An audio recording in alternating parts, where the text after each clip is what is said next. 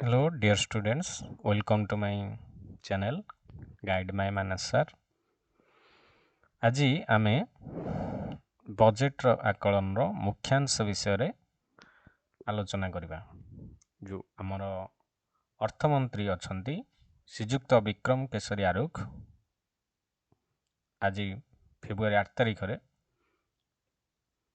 ମାନ୍ୟବର ଅର୍ଥମନ୍ତ୍ରୀ ଶ୍ରୀଯୁକ୍ତ ବିକ୍ରମ କେଶରୀ ଆରୁଖ 2024-25 ମସିହା ଆର୍ଥିକ ବର୍ଷ ନିମନ୍ତେ ଗୋଟେ ବଜେଟ୍ ଉପସ୍ଥାପନ କରିଛନ୍ତି। এই ବଜେଟ୍ଟି ସମ୍ପୂର୍ଣ୍ଣ ବଜେଟ୍ ନୁହେଁ, ଏହା ହେଉଛି ଗୋଟେ ଇଣ୍ଟ୍ରିମ୍ ବଜେଟ୍। ଯେମିତି କେନ୍ଦ୍ର ସରକାର ଗୋଟେ ଇଣ୍ଟ୍ରିମ୍ ବଜେଟ୍ ଆସିଛି।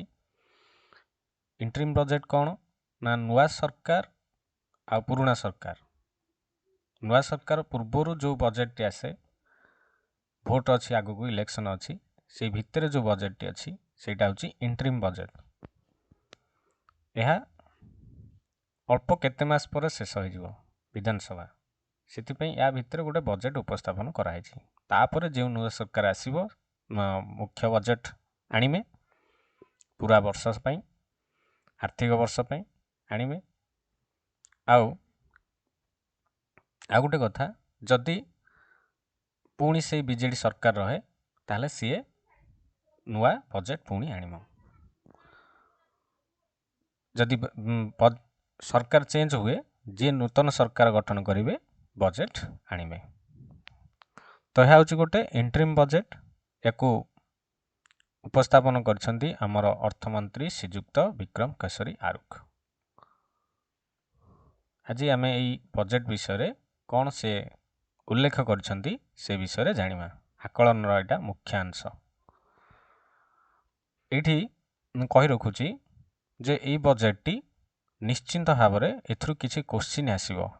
ଆମର ଓଡ଼ିଶାର ଯେଉଁ OSSC ହଉ, OSSC ହଉ, OPSC ହଉ, ନିଶ୍ଚିନ୍ତ ଭାବେ କୋଶ୍ଚିନ୍ରେ ଆସିବ। MCQ question, one day exam ଯେଉଁଥିରେ ଦେଉଛ ତମେ। ତ ଦେଖିବା ଚାଲ। ଆର୍ଥିକ ବର୍ଷ ନିମନ୍ତେ ଟୋଟାଲ 2,55,000 କୋଟି ଟଙ୍କାର ବଜେଟ୍ ଲେଖାନୁଦାନ ବିଧାନସଭାରେ ଉପସ୍ଥାପନ କରିଛନ୍ତି। ଏହି ଜନ କଲ୍ୟାଣକାରୀ ବଜେଟ୍ରେ ଅଭିବୃଦ୍ଧି ଉପରେ, ବିକାଶ ଉପରେ, ଭିତ୍ତିଭୂମି ଉନ୍ନୟନ ଓ ପୁଞ୍ଜିନିବେଶ ଉପରେ ଗୁରୁତ୍ୱ ଆରୋପ କରାଯାଇଛି। ତାହେଲେ ଏହି ବଜେଟ୍ ବିଗତ 2023-24 ଆର୍ଥିକ ବର୍ଷ ତୁଳନାରେ 11% ଅଧିକ ଅଟେ। ସେ ନିଶ୍ଚିନ୍ତ କରିଦେଲେ ଏଇଟା। ଚାଲ ଦେଖିବା।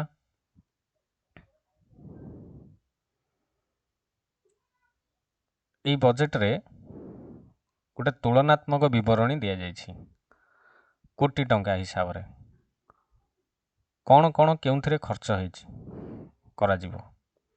ପ୍ରଶାସନୀୟ ଖର୍ଚ୍ଚ 2023 ଆର୍ଥିକ ବର୍ଷରେ ବଜେଟ୍ ଆକଳନ ଥିଲା 94,000 କୋଟି ଟଙ୍କା।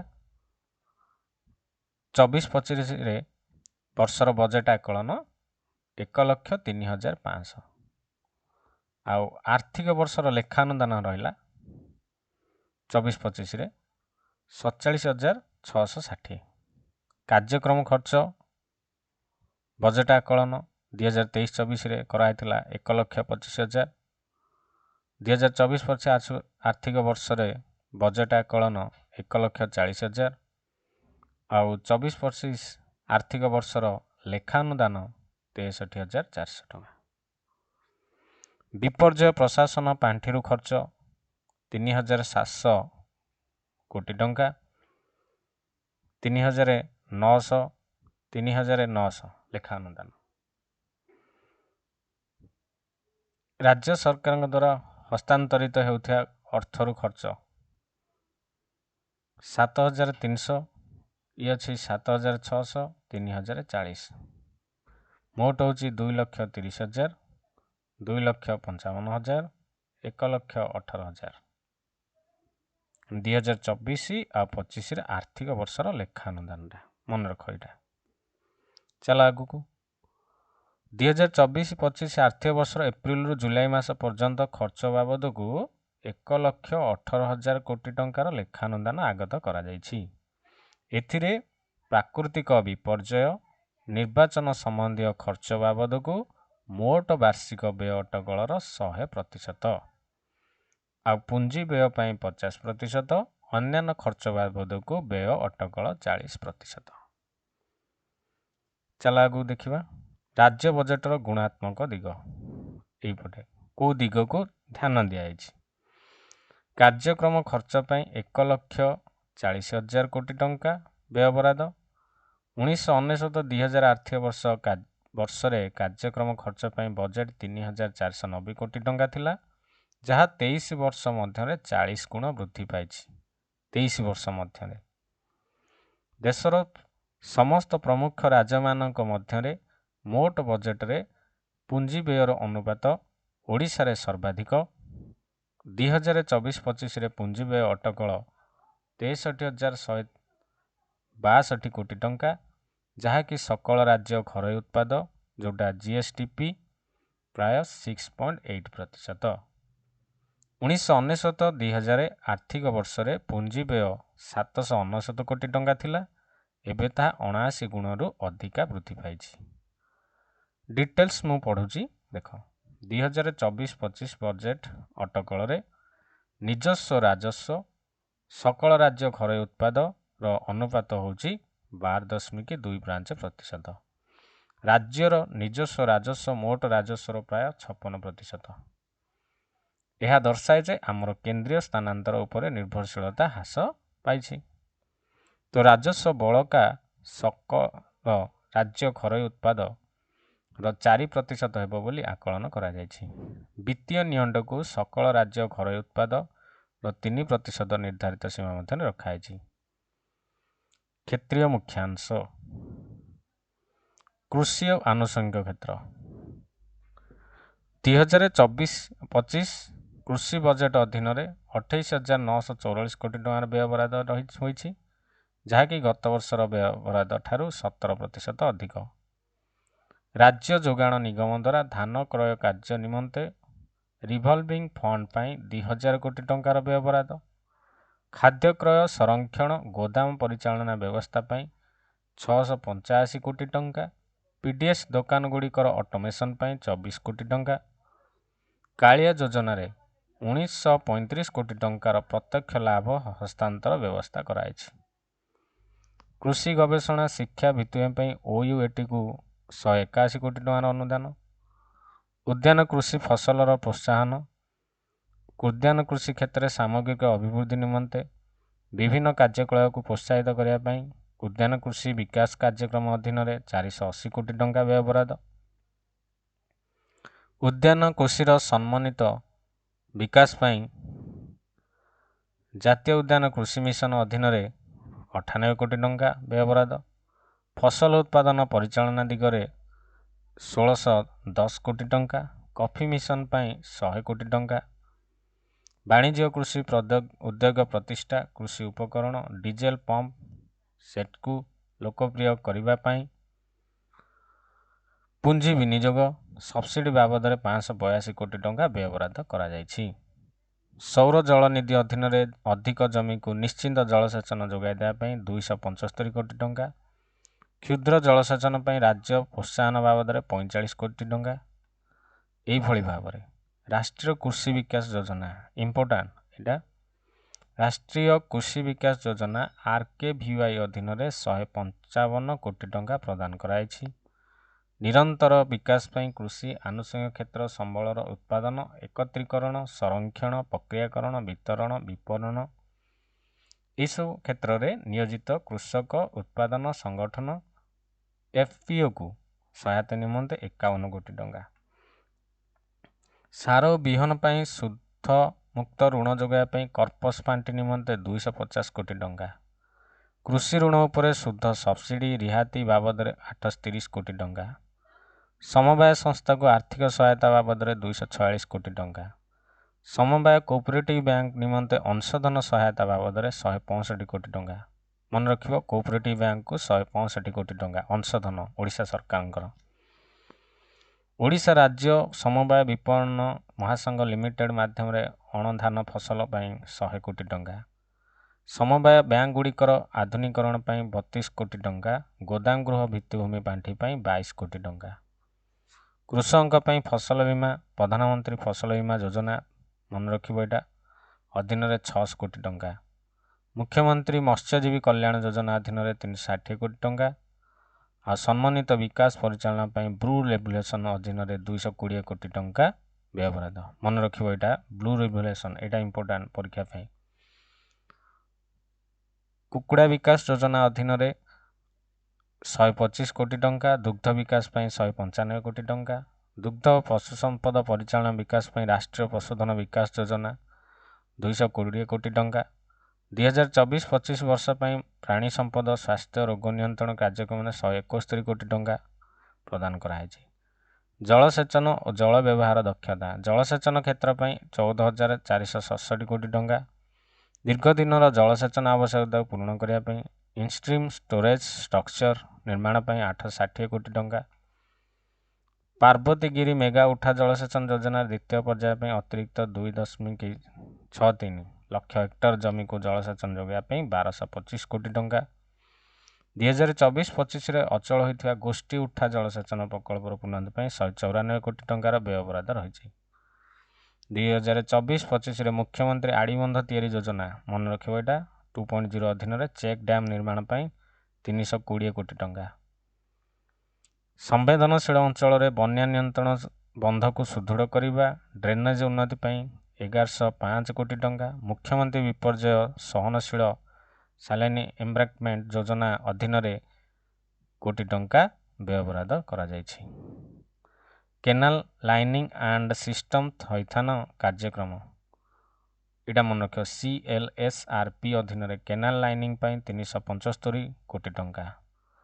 नवकृष्ण चौधरी सेच उन्नयन योजना जलसेचन प्रकल्प आधुनिकीकरण 240 कोटी टंका व्ययबराद। चलो देखा स्वास्थ्य क्षेत्र में इंपोर्टेंट स्वास्थ्य क्षेत्र एग्जाम क्वेश्चन आसो। स्वास्थ्य जनस्वास्थ्य सेवा समुदाय 19,959 कोटी टंका व्ययबराद होती, जहाँकि गत वर्ष तुलन 24% अधिक। राज्य बजेटर 8%। आम हॉस्पिटल योजना 1314 कोटी टंका। परिवार कल्याण योजना 698 कोटी टंका। विजु स्वास्थ्य कल्याण योजना 5,450 कोटी टंका व्ययबराद होती। राज्य योजना मुख्यमंत्री स्वास्थ्य सेवा मिशन अधीन 2,992 कोटी टंका, जहाँ मध्य मन रखिबो एटा विजु स्वास्थ्य कल्याण योजना 5,450। मेडिकल शिक्षानुष्ठान सहायता निमंते 560 कोटी टंका। ओडिशा स्वास्थ्य विज्ञान विश्वविद्यालय भुवनेश्वर प्रतिष्ठान निमंते 50 कोटी टंका। जातीय स्वास्थ्य मिशन 1,660 कोटी टंका। प्रधानमंत्री आयुष्मान भारत स्वास्थ्य सेवा भित्तिभूमि मिशन PM बीम योजना 338 कोटी टंका। आयुष मिशन 20 कोटी टंका। मन रखिबो रोग नियंत्रण औषधर क्रय 125 कोटी टंका। आपरे आसला मिशन शक्ति। मिशन शक्ति रे कौन 2024-25 मिशन शक्ति कार्यक्रम अधीन 2,761 कोटी टंका प्रदान कराई। जातीय ग्रामीण जीविका मिशन NRLM अधीन 1,162 कोटी टंका। महिला स्वयं सहायक गोष्ठी से संघ को 1,179 कोटी टंकार आर्थिक सहायता व्यय निमंते बराद कराई। मिशन शक्ति गृह निर्माण 417 कोटी टंका। एति शिक्षा क्षेत्र 33,865 कोटी टंका व्यय बराद कराई। विद्यालय गणसंख्या विभाग 24,764 कोटी टंका। मो स्कूल अभियान अधीन 521 कोटी टंका। ओडिशा आदर्श विद्यालय 880 कोटी टंका। 5T अधीन उच्च विद्यालय नूपांतिकरण योजना 10 कोटी टंका व्यय बराद कराई। 178 कोटी टंकार राज्य सहायता सहित PM पोषण 1,175 कोटी टंका। 476 कोटी टंकार राज्य सहायता सहित समग्र शिक्षा 4,717 कोटी टंका व्यय बराद कराई। सरकारी अनुदान प्राप्त ब्लॉक ग्रांट हाईस्कूल संस्कृत टोल मद्रासर 9म श्रेणी पढ़ुवा समस्त छात्र छात्री को मागणा बाइसाइकेल जोगाई देवाई गंगाधर मेहर शिक्षा मानक कृषि योजना मन रखो यहाँ साइकेल जोगाई गंगाधर मेहर शिक्षा मानक कृषि योजना 390 कोटी टंका प्रदान कराई। मुख्यमंत्री छात्र छात्री परिधान योजना 108 कोटी टंका। छात्र छात्री परिधान योजना जो माने ड्रेस कोड कराई 10म श्रेणी पिला ପରିଧାନ ଯୋଜନା ଆସିଛି 108 କୋଟି ଟଙ୍କା। ଯୋଗ୍ୟ ଛାତ୍ରଛାତ୍ରୀଙ୍କୁ ଛାତ୍ରବୃତ୍ତି ପ୍ରଦାନ ପାଇଁ ମୁଖ୍ୟମନ୍ତ୍ରୀ ମେଧାବୀ ଛାତ୍ର ପ୍ରୋତ୍ସାହନ ଯୋଜନାରେ 19 କୋଟି ଟଙ୍କା। ଉଚ୍ଚଶିକ୍ଷା ବିଭାଗ ପାଇଁ 3,470 କୋଟି ଟଙ୍କା ପ୍ରଦାନ କରାଯାଇଛି। ଉଚ୍ଚଶିକ୍ଷା ବିଭାଗ ଅନ୍ତର୍ଗତ ବିଶ୍ୱବିଦ୍ୟାଳୟ ମହାବିଦ୍ୟାଳୟ ଗୁଡ଼ିକର ଭିତ୍ତିଭୂମି ବିକାଶ ପାଇଁ 205 କୋଟି ଟଙ୍କା ପ୍ରଦାନ କରାଯାଇଛି। କମ୍ପ୍ୟୁଟରୀକରଣ ଇ ଗଭର୍ଣ୍ଣାନ୍ସ ପାଇଁ 116 କୋଟି ଟଙ୍କା। ବେସରକାରୀ ମହାବିଦ୍ୟାଳୟ ଗୁଡ଼ିକ ନିମନ୍ତେ ଅନୁଦାନ 683 କୋଟି ଟଙ୍କା। ଯୁବ କଲ୍ୟାଣ କାର୍ଯ୍ୟକ୍ରମ ପାଇଁ 67 କୋଟି ଟଙ୍କା। ଉଚ୍ଚଶିକ୍ଷା ମେଧାବୃତ୍ତି ପାଇଁ 86 କୋଟି ଟଙ୍କା ପ୍ରଦାନ କରାଯାଇଛି। ତାପରେ ଆସିଲା Odisha university research and innovation incentivation plan 36 crore ଟଙ୍କା। ଓଡ଼ିଆ ବିଶ୍ୱବିଦ୍ୟାଳୟ ସତ୍ୟବାଦୀ ପାଇଁ 50 କୋଟି ଟଙ୍କା। ମନେ ରଖ, ଓଡ଼ିଶା ବିଶ୍ୱବିଦ୍ୟାଳୟ ସତ୍ୟବାଦୀ ଓଡ଼ିଆ ବିଶ୍ୱବିଦ୍ୟାଳୟ ଯେଉଁଟା ଆମର ସାକ୍ଷୀଗୋପାଳରେ ଅଛି ପୁରୀ। ଦକ୍ଷତା ବିକାଶ ବୈଷୟିକ ଶିକ୍ଷା ପାଇଁ 1583 କୋଟି ଟଙ୍କା। ଓଡ଼ିଶା ଦକ୍ଷତା ବିକାଶ ପ୍ରକଳ୍ପ ଅଧୀନରେ ଶିଳ୍ପ ସହ ଜଡ଼ିତ ପ୍ରଶିକ୍ଷଣ କାର୍ଯ୍ୟକ୍ରମ ପ୍ରୋତ୍ସାହିତ କରିବା। ରାଜ୍ୟର ଯୁବକ ଯୁବତୀଙ୍କୁ ନିଯୁକ୍ତି ଦକ୍ଷତା ପାଇଁ 100 କୋଟି ଟଙ୍କା ପ୍ରଦାନ କରାଯାଇଛି। Cloud computing, artificial intelligence, augmented reality, virtual reality, ତଥ୍ୟ ବିଜ୍ଞାନ, 3D ପ୍ରିଣ୍ଟିଂ ଭଳି ଭବିଷ୍ୟତ ଟେକ୍ନୋଲୋଜିର 1 ଲକ୍ଷ ଯୁବକଙ୍କୁ ପ୍ରଶିକ୍ଷଣ ଦେବା ପାଇଁ ନୂଆ ଯୋଜନା ନୂଆ ଓଡ଼ିଶା ନୂତନ ଅଭିଳାଷ ପାଇଁ 150 କୋଟି ଟଙ୍କା ବ୍ୟୟବରାଦ କରାଯାଇଛି। ଓଡ଼ିଶା ରାଜ୍ୟ ସ୍ୱରୋଜଗାର ଯୋଜନା ମିଶନ ପାଇଁ 52 କୋଟି ଟଙ୍କା। ବୈଷୟିକ ବିଶ୍ୱବିଦ୍ୟାଳୟ, ଇଞ୍ଜିନିୟରିଂ କଲେଜ, ପଲିଟେକ୍ନିକ୍, ITIର ବିକାଶ ପାଇଁ 175 କୋଟି ଟଙ୍କା ବ୍ୟୟବରାଦ କରାଯାଇଛି। Odisha university of technology research OUTR Bhubaneswar ପାଇଁ 200 କୋଟି ଟଙ୍କା ଆଣ୍ଡ BSSUT ବୁର୍ଲା ପାଇଁ 200 କୋଟି ଟଙ୍କା ବ୍ୟୟବରାଦ କରାଯାଇଛି। କ୍ରୀଡ଼ା ଓ ଯୁବ ସେବା 2024-25ରେ କ୍ରୀଡ଼ା କ୍ଷେତ୍ର ପାଇଁ 1,305 କୋଟି ଟଙ୍କା। କ୍ରୀଡ଼ା ଓ ଅନ୍ୟାନ୍ୟ କ୍ରୀଡ଼ା ଭିତ୍ତିଭୂମିର ବିକାଶ ପରିଚାଳନା ପାଇଁ 852 କୋଟି ଟଙ୍କା ପ୍ରଦାନ କରାଯାଇଛି। କ୍ରୀଡ଼ା ଶିକ୍ଷାର ପ୍ରୋତ୍ସାହନ ପାଇଁ 345 କୋଟି ଟଙ୍କା। ମହିଳା ଓ ଶିଶୁ ବିକାଶ, ଏଇଟା ଇମ୍ପୋର୍ଟାଣ୍ଟ ଏକ୍ଜାମ୍ ପାଇଁ। ମହିଳା ଓ ଶିଶୁ କେନ୍ଦ୍ରିତ ନୀତି କଲ୍ୟାଣମୂଳକ ପଦକ୍ଷେପ ପାଇଁ 5,015 କୋଟି ଟଙ୍କା। ଆଶୀର୍ବାଦ ଯୋଜନା ଅଧୀନରେ 78 କୋଟି ଟଙ୍କା।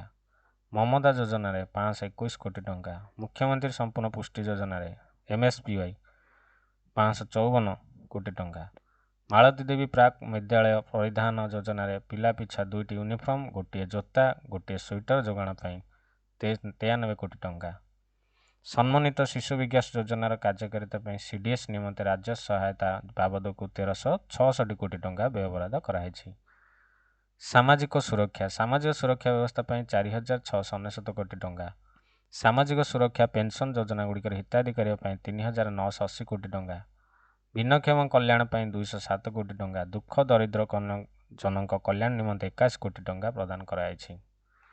ଅନୁସୂଚିତ ଜାତି ଜନଜାତି OBC ସଂଖ୍ୟାଲଘୁଙ୍କ ବିକାଶ ଟ୍ରାଇବାଲ ସବ୍ କମ୍ପୋନେଣ୍ଟ ଅଧୀନରେ 33,731 କୋଟି ଟଙ୍କା।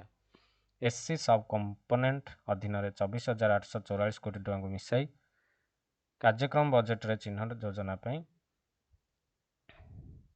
ସମୁଦାୟ 58,575 କୋଟି ଟଙ୍କା ବ୍ୟୟବରାଦ କରାଯାଇଛି।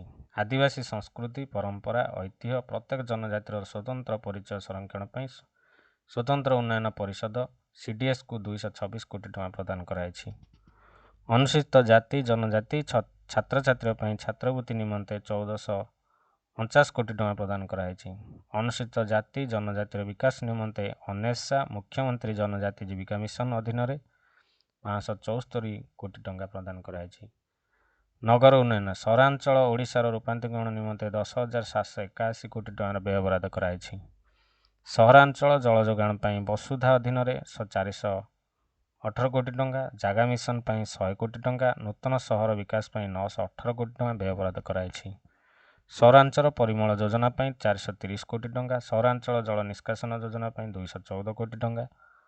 ବର୍ଷା ଜଳ ନିଷ୍କାସନ ଜଳାଶୟ ବିକାଶ ପାଇଁ 200 କୋଟି ଟଙ୍କା। ସହରାଞ୍ଚଳ ସଡ଼କ ପରିବହନ ପାଇଁ 12 କୋଟି ଟଙ୍କା। ଆଉ ଓଡ଼ିଶାର ସହରାଞ୍ଚଳ ଭିତ୍ତିଭୂମି ବିକାଶ ପାଇଁ 50 କୋଟି ଟଙ୍କାର ବ୍ୟୟବରାଦ କରାଯାଇଛି। ସହରାଞ୍ଚଳ ଶାସନର ଉନ୍ନତି ପାଇଁ 855, ଗ୍ରାମୀଣ ସହରୀ ରୂପାନ୍ତରୀକରଣ ପାଇଁ 100 କୋଟି ଟଙ୍କା। ଅମୃତ ଯୋଜନା ଏଇଟା ଇମ୍ପୋର୍ଟାଣ୍ଟ 764 କୋଟି ଟଙ୍କା। ସ୍ୱଚ୍ଛ ଭାରତ ଅଭିଯାନ ସହରୀ ପାଇଁ 534 କୋଟି ଟଙ୍କା। ବାସଗୃହ ପ୍ରଧାନମନ୍ତ୍ରୀ ଆବାସ ଯୋଜନା PMAY ଏଇଟା ମନେ ରଖିବ 4051 କୋଟି ଟଙ୍କା। ବିଜୁ ପକ୍କା ଘର ଯୋଜନା 100 କୋଟି ଟଙ୍କା। ସହରାଞ୍ଚଳ ଗରିବଙ୍କ ପାଇଁ ପକ୍କା ଘର ପାଇଁ ପ୍ରଧାନମନ୍ତ୍ରୀ ଆବାସ ଯୋଜନା PMAY ଅର୍ବାନ ଅଧୀନରେ 692 କୋଟି ଟଙ୍କାର ପ୍ରସ୍ତାବ ରହିଛି। ପାନୀୟ ଜଳ ପରିମଳ ପାନୀୟ ଯୋଗେ ପାନୀୟ ଜଳ ପାଇଁ ପାଇପ୍ ଯୋଗେ ପାନୀୟ ଜଳ ପାଇଁ 2024-25 ଆର୍ଥିକ ବର୍ଷରେ 8000 କୋଟି ଟଙ୍କାରୁ ଅଧିକ ନିବେଶର ପ୍ରସ୍ତାବ ରହିଛି। ବସୁଧା ଯୋଜନାରେ 2000 କୋଟି ଟଙ୍କା, ଜଳ ଜୀବନ ମିଶନ ଅଧୀନରେ 6000 କୋଟି ଟଙ୍କା ଓ ଜଳ ଯୋଗାଣ ବ୍ୟବସ୍ଥାର ପରିଚାଳନା ରକ୍ଷଣାବେକ୍ଷଣ ପାଇଁ 273 କୋଟି ଟଙ୍କାର ବ୍ୟୟବରାଦ କରାଯାଇଛି। ସ୍ୱଚ୍ଛ ଭାରତ ଅଭିଯାନ ଗ୍ରାମୀଣ ଅଧୀନରେ 600 କୋଟି ଟଙ୍କା। ମଜୁରୀ ରୋଜଗାର ଜୀବିକା ମୌଳିକ ସେବା ମହାତ୍ମା ଗାନ୍ଧୀ ଜାତୀୟ ଗ୍ରାମୀଣ ନିଶ୍ଚିତ କର୍ମନିଯୁକ୍ତି MGNREGS ଯୋଜନା ଏଇଟା ଭୌତିକ ଉପାଦାନ ପାଇଁ 2001 କୋଟି ଟଙ୍କା ବ୍ୟୟବରାଦ ହୋଇଛି। କେନ୍ଦ୍ରୀୟ ସହାୟତା ମିଳିବା ପର୍ଯ୍ୟନ୍ତ ଠିକ୍ ସମୟରେ ମନରେଗା ଅଧୀନରେ ମଜୁରୀ ପ୍ରଦାନ ପାଇଁ କର୍ପସ ଫାଣ୍ଡି ନିମନ୍ତେ 750 କୋଟି ଟଙ୍କା। ବିପର୍ଯ୍ୟୟ ଜନିତ ପ୍ରବାସକୁ ରୋକିବା ପାଇଁ MGNREGSକୁ ରାଜ୍ୟ ସହାୟତା ବାବଦରେ 500 କୋଟି ଟଙ୍କା। ଦୀନଦୟାଲ ଅନ୍ତୋଦୟ ଯୋଜନା ଜାତୀୟ ଗ୍ରାମୀଣ ଜୀବିକା ମିଶନ ପାଇଁ 193 କୋଟି ଟଙ୍କା। ସହରାଞ୍ଚଳର ମଜୁରୀ ନିଯୁକ୍ତି କାର୍ଯ୍ୟକ୍ରମ ମୁଖ୍ୟମନ୍ତ୍ରୀ କର୍ମତତ୍ପରତା ଅଭିଯାନ ମୁକ୍ତା ପାଇଁ 314 କୋଟି ଟଙ୍କା। ତାପରେ ସଡ଼କ ରେଳପଥ ପରିବହନ ସଡ଼କ ସେତୁ ବିମାନବନ୍ଦର ରେଳବାଇ ଅଧୀନରେ 21,004 କୋଟି ଟଙ୍କାର ପ୍ରସ୍ତାବ। ସଡ଼କ ସୁରକ୍ଷା ପାଣ୍ଠିକୁ 45 କୋଟି ଟଙ୍କା। ଓଡ଼ିଶା ସଡ଼କ ସୁରକ୍ଷା ସୋସାଇଟିକୁ ଅନୁଦାନ ନିମନ୍ତେ 45 କୋଟି ଟଙ୍କା। ଦୁର୍ଘଟଣା ଜନିତ ଅନୁକମା ପାଣ୍ଠିକୁ 10 କୋଟି ଟଙ୍କା। ସଡ଼କ ବିକାଶ କାର୍ଯ୍ୟକ୍ରମ ପାଇଁ 6,194 କୋଟି ଟଙ୍କା। ବିଜୁ ଏକ୍ସପ୍ରେସ୍ ୱେ 100 କୋଟି ଟଙ୍କାର ବ୍ୟୟବରାଦ। ଟ୍ରକ୍ ଟର୍ମିନାଲ ନିର୍ମାଣ ପାଇଁ 130 କୋଟି ଟଙ୍କା। ଓଡ଼ିଶା ପରିବହନ ଡ୍ରାଇଭର ଶ୍ରମିକ କଲ୍ୟାଣ ଯୋଜନା ପାଇଁ 21 କୋଟି ଟଙ୍କା। ରେଳ ପ୍ରକଳ୍ପର ବିକାଶ ପାଇଁ 700 କୋଟି ଟଙ୍କା। ବେସାମରିକ ବିମାନ ଚଳାଚଳ ପାଇଁ 372 ଟଙ୍କାର ପ୍ରସ୍ତାବ ଦିଆଯାଇଛି। ଓଡ଼ିଶାରେ ମେଟ୍ରୋ ରେଳର ବିକାଶ ପାଇଁ ଏଇଟା ମନେ ରଖିବ 1000 କୋଟି ଟଙ୍କା। ବିଦ୍ୟୁତ ଚାଳିତ ଯାନ ନୀତି ଅଧୀନରେ ସବସିଡି ନିମନ୍ତେ 90 କୋଟି ଟଙ୍କା। ଆମ ବସ୍ ଷ୍ଟାଣ୍ଡ ଯୋଜନା ପାଇଁ 200 କୋଟି ଟଙ୍କା। 59 ମଣ୍ଡଳ ସ୍ତରୀୟ ବସ୍ ଷ୍ଟାଣ୍ଡର କାର୍ଯ୍ୟ ପରିଚାଳନା ସକାଶେ 32 କୋଟି ଟଙ୍କାର ବ୍ୟୟବରାଦ କରାଯାଇଛି। ରାଜ୍ୟ ସାରା ଲୋକଙ୍କ ପାଇଁ ନିଶ୍ଚିତ ସୁଲଭ ପରିବହନ ସୁବିଧା ପାଇଁ ନୂଆ ଯୋଜନା ଲୋକେସନ୍ ଆସେସେବୁଲ ମଲ୍ଟିମୋଡାଲ ଇନିସିଏଟିଭ ଯେଉଁଟା ଲକ୍ଷ୍ମୀ ନିମନ୍ତେ 1191 କୋଟି ଟଙ୍କାର ବ୍ୟୟବରାଦ କରାଯାଇଛି। ବିଜୁ ସେତୁ ଯୋଜନାରେ 2024-25 ବର୍ଷରେ ନୂଆ ସେତୁ ପ୍ରକଳ୍ପ ପାଇଁ 2000 କୋଟି ଟଙ୍କାର ବ୍ୟୟବରାଦ।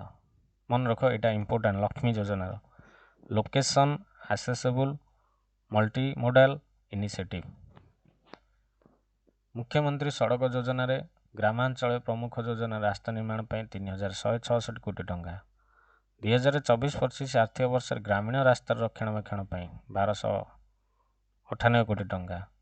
ପ୍ରଧାନମନ୍ତ୍ରୀ ଗ୍ରାମ୍ୟ ସଡ଼କ ଯୋଜନା ଅଧୀନରେ ଗ୍ରାମୀଣ ସଡ଼କ ପାଇଁ 1850 କୋଟି ଟଙ୍କା। ଶକ୍ତି ଗୁଣାତ୍ମକ ଓ ନିର୍ଭରଯୋଗ୍ୟ ବିଦ୍ୟୁତ୍ ଯୋଗାଣ ପାଇଁ 4352 କୋଟି ଟଙ୍କାର ପ୍ରସ୍ତାବ ରହିଛି। ବିଜୁ ଗ୍ରାମ୍ୟ ଜ୍ୟୋତି ଯୋଜନା 50 କୋଟି ଟଙ୍କା। ଦୀନଦୟାଲ ଉପାଧ୍ୟାୟ ଗ୍ରାମ୍ୟ ବିଦ୍ୟୁତୀକରଣ ଯୋଜନା ପାଇଁ 56 କୋଟି ଟଙ୍କା। ବିଜୁ ସହରାଞ୍ଚଳର ବିଦ୍ୟୁତୀକରଣ ଯୋଜନା ପାଇଁ 5 କୋଟି ଟଙ୍କା। Odisha renewable energy development fund ପାଇଁ 67 କୋଟି ଟଙ୍କା। GDOCLକୁ ଭିତ୍ତିଭୂମି ସହାୟତା ପାଇଁ 41 କୋଟି ଟଙ୍କାର ପ୍ରଦାନ କରାଯାଇଛି। ମୁଖ୍ୟମନ୍ତ୍ରୀ ଶକ୍ତି ବିକାଶ କାର୍ଯ୍ୟକ୍ରମ ଅଧୀନରେ 341 କୋଟି ଟଙ୍କା ପ୍ରଦାନ କରାଯାଇଛି। ସେଥିରୁ 50 କୋଟି ଟଙ୍କା ବିପର୍ଯ୍ୟୟ ପ୍ରତିରୋଧକ ଶକ୍ତି। ନବୀକରଣ ଯୋଗ୍ୟ ଶକ୍ତି ପ୍ରକଳ୍ପ ଯଥା ଫ୍ଲୋଟିଂ ସୋଲାର ଛାତ ସୋଲାର ପବନ ଶକ୍ତି ପ୍ରକଳ୍ପର ବିକାଶ ପାଇଁ VGF ବାବଦକୁ 250 କୋଟି ଟଙ୍କା। ପମ୍ପ ଷ୍ଟୋରେଜ ପ୍ରକଳ୍ପର ବିକାଶ ପାଇଁ OHPC ଲିମିଟେଡକୁ ଇକ୍ୱିଟି ସପୋର୍ଟ ପାଇଁ 110 କୋଟି ଟଙ୍କା ଆଉ GRIDCOର ୱାର୍କିଂ କ୍ୟାପିଟାଲ ପାଇଁ 700 କୋଟି ଟଙ୍କା। ଭବିଷ୍ୟତ ଅଭିବୃଦ୍ଧି ଇଞ୍ଜିନ୍ ଶିଳ୍ପ ଅଣୁ କ୍ଷୁଦ୍ର ମଧ୍ୟମ ଉଦ୍ୟୋଗ 2024-25 ପାଇଁ ଅଣୁ କ୍ଷୁଦ୍ର ମଧ୍ୟମ ଉଦ୍ୟୋଗ ନିମନ୍ତେ 1555 କୋଟି ଟଙ୍କା। IPICOLକୁ ଅନୁଦାନ ପାଇଁ 144 କୋଟି ଟଙ୍କା। ଶିଳ୍ପ ଭିତ୍ତିଭୂମିର ବିକାଶ ନିମନ୍ତେ IDCOକୁ ଆର୍ଥିକ ସହାୟତା ପାଇଁ 192 କୋଟି ଟଙ୍କା। ଇଣ୍ଡଷ୍ଟ୍ରିଆଲ ପଲିସି ରିଜଲ୍ୟୁସନ ଅନ୍ତର୍ଗତ ପ୍ରୋତ୍ସାହନ ପାଇଁ 137 କୋଟି ଟଙ୍କା। ଶିଳ୍ପ ଭିତ୍ତିଭୂମି ବିକାଶ ଫଣ୍ଡ ପାଇଁ IIDF ପାଇଁ 120 କୋଟି ଟଙ୍କା। ଲ୍ୟାଣ୍ଡ ବ୍ୟାଙ୍କ ଯୋଜନା ପାଇଁ ମନେ ରଖିବ 200 କୋଟି ଟଙ୍କା। तापर SIDBI क्लस्टर डेभलपमेंट फंड अधीन 60 कोटी टंका चलचित्र विकास ପାଇଁ OFDC को 60 कोटी टंका प्रदान कराई क्षुद्र शिल्प ପାଇଁ 518 कोटी टंका ସେଥିମଧ୍ୟରୁ କ୍ଷୁଦ୍ର ଶିଳ୍ପକୁ ଆର୍ଥିକ ସହାୟତା ପାଇଁ 245 କୋଟି ଟଙ୍କା ଭିତ୍ତିଭୂମି ବିକାଶ ପାଇଁ 256 କୋଟି ଟଙ୍କା ବୈଦେଶିକ ବାଣିଜ୍ୟ ରପ୍ତାନି ପ୍ରୋତ୍ସାହନ ପାଇଁ 3 କୋଟି ଟଙ୍କା ନଡ଼ିଆ କତା ଶିଳ୍ପର ପ୍ରୋତ୍ସାହନ ପାଇଁ 3 କୋଟି ଟଙ୍କା ଏଇସବୁ rising and accelerating MSME performance RAMP ପାଇଁ 7.5 କୋଟି ଟଙ୍କା MSME ପାଇଁ ଇ-କମର୍ସ ପ୍ଲାଟଫର୍ମର ବିକାଶ ପାଇଁ 22 କୋଟି ଟଙ୍କା ପାରାଦୀପ ବନ୍ଦର ଦେଇ कंटेनर जोगे माल परिवहन ପାଇଁ VGF बाबदକୁ 22 कोटी टंका जंगल परिवेश जलवायु परिवर्तन विषय देखिबा वन विभाग क्षेत्र ପାଇଁ 2024-25 रे 1219 कोटी टंका व्यय बराद रखाई छै करा जाई छै एटा वनीकरण वन्यप्राणी कार्यकलाप ପାଇଁ CAMPA अधीन 927 कोटी टंका व्यय बराद कराई राज्य रे सबुज आवरण वृद्धि ପାଇଁ 35 कोटी टंका आम जंगल योजना ପାଇଁ 10 कोटी टंका प्रस्ताव रही GICA सहायता Odisha forestry sector development project phase 2 62 कोटी टंका नंदनकानन प्राणी उद्यान विकास सौंदर्यीकरण ପାଇଁ 66 कोटी टंका ग्रीन महानदी मिशन अधीन 42 कोटी टंकार व्यय बराद कराई इको टूरिज्म विकास ପାଇଁ एटा इंपोर्टेंट एग्जाम ପାଇଁ 30 कोटी टंका हाथी चलापथ समेत वन्यप्राणी सुरक्षा संख्या ପାଇଁ 19 कोटी टंका आर्द्रभूमि संरक्षण रामसर ପାଇଁ 5 कोटी टंका वन्यजंतु सुरक्षा संरक्षण पदक्षेप ପାଇଁ 51 कोटी टंका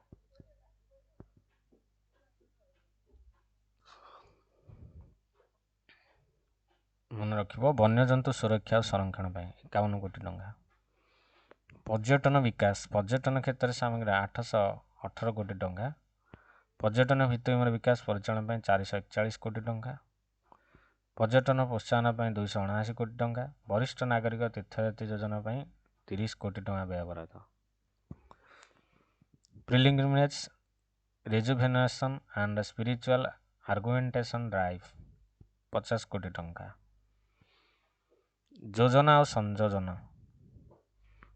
संयोजन विभाग ପାଇଁ 12,043 कोटी टंकार व्यय बराद केबीके जिला गुड़िया भित्तिभूमि विकास पांठि योजना अधीन बिजुली सड़क पानी प्रकल्प 250 कोटी टंका व्यय बराद विधायक आंचलिक उन्नयन पांठि MLA LED 441 कोटी टंका पश्चिम ओडिशा उन्नयन परिषद WODC को 500 कोटी टंका जिला स्तर में गुरुत्वपूर्ण क्षेत्र में स्थानीय आवश्यकता पूर्ण करने क्रिटिकल गैप फंड निमंते 126 कोटी टंकार प्रस्ताव बिजु कंधमाल गजपति योजना 29 कोटी टंका सेतु योजना अधीन 50 कोटी टंका मन रख सेतु योजना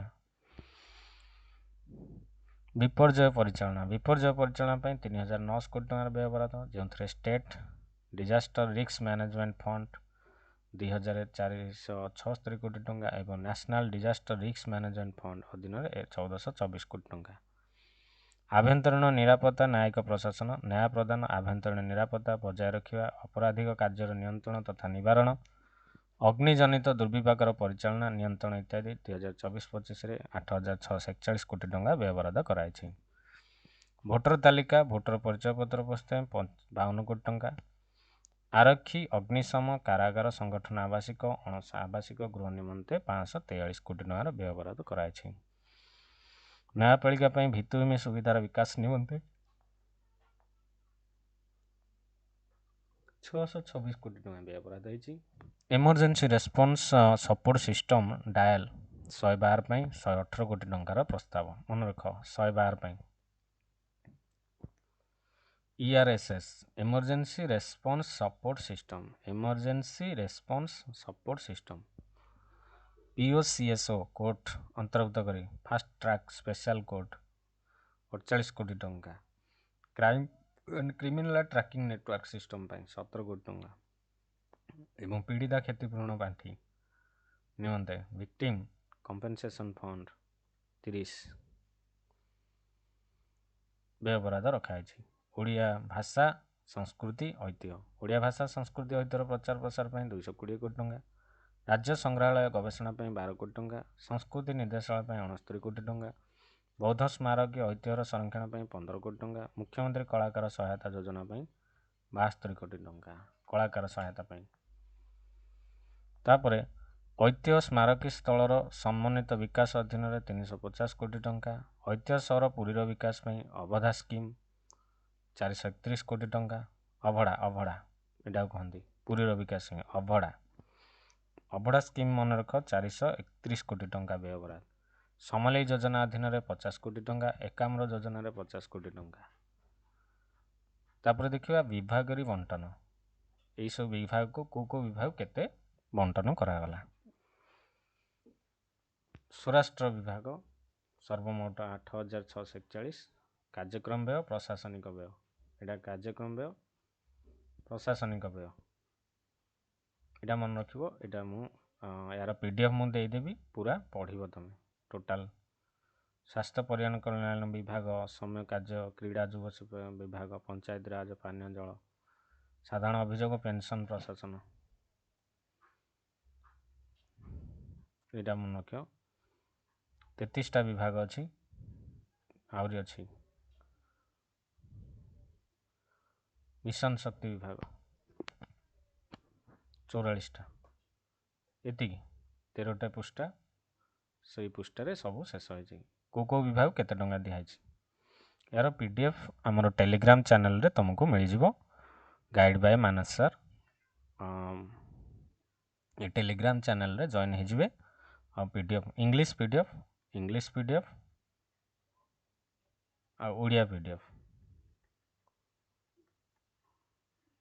आ विक्रम केशर आरकींकर आ स्पीच भी पाइबे, English both English and Odia. आज आम डिस्कसन कले बजेट विषय रे। बजेट टोटाल बजेट एटा एक इंटरिम बजेट बोली कहउछंती, संपूर्ण बजेट नुहे। कहीं सरकार बदलिबार अच्छी, सरकार बदलिबार अच्छी कि से सरकार आसवे, सेटा तो पीपुल्स माने डिसाइड करेंगे। तो ये सब बजेट आमर इंटरिम बजेट आसी जाइए, यही थ्रू निश्चिंत परीक्षा आसब। से सावधान सह पढ़ा पड़ो, जमीती हेले 2-3टी क्वेश्चन आसो। ओपीएससी ओएसएससी ओपीएससी आसो, ओएसएससी आसो, ओ ट्रिपल एससी भी आसो क्वेश्चन एथरू बजेट रू। आमर अर्थमंत्री ना मन रखिबो श्रीजुक्त विक्रम केशरी आरुख। जदि ये भिडियोटी भल लगी प्लीज लाइक कर दिंतु, आउ सांग मानू टिके शेयर करंतु, से माने भी बजेट विषय किछिटा जानिबे। आउ सपोर्ट करो, मु एमती तुम पई गाइड करी। हमर डेली करेंट अफेयर्स आगु को आसीबो। डेली करेंट अफेयर्स रो योजना चलजी ओडिया रे, बोथ इंग्लिश आ Odia, both English Odia and English. जो माने ओडिया रे करेंट अफेयर पढ़िया को चाहछंती बा सीए करेंट अफेयर आउ ता सहित स्टैटिक जीके ता सहित रिलेटेड सीए सहित स्टैटिक जीके भी क्लास हम। ये चैनल रे सब किछि पाई जिवो। ये चैनल को सब्सक्राइब करके रखंतु ताकि कौन सी नोटिफिकेशन मिस न हो। आउ समस्त को शेयर करंतु, जनांतु, मते सपोर्ट करंतु। मु तुम पे आहुरी भल भल वीडियो एग्जाम पे रिलेटेड जीके आउ ओडिया इंग्लिश, बोथ ओडिया और इंग्लिश रे आनिमी। रोची आज दिनटी शुभंकर हो। जय जगन्नाथ, धन्यवाद।